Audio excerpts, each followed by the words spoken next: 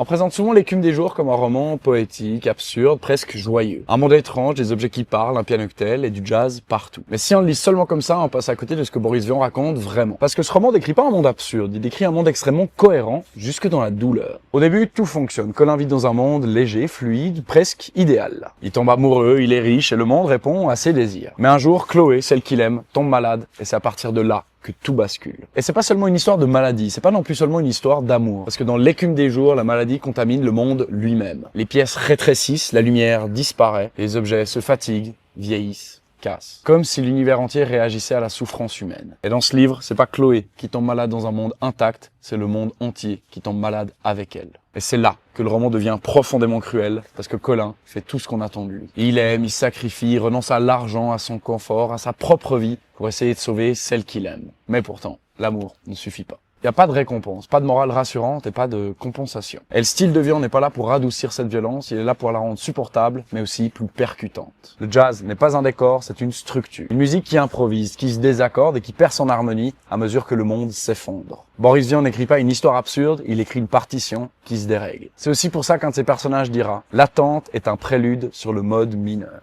La musique est partout, rythme le roman et nous permet de déchiffrer les sentiments des personnages. L'écume des jours, c'est pas un roman sur la fantaisie, c'est un roman sur la fragilité, sur ce moment précis où la vie cesse d'être légère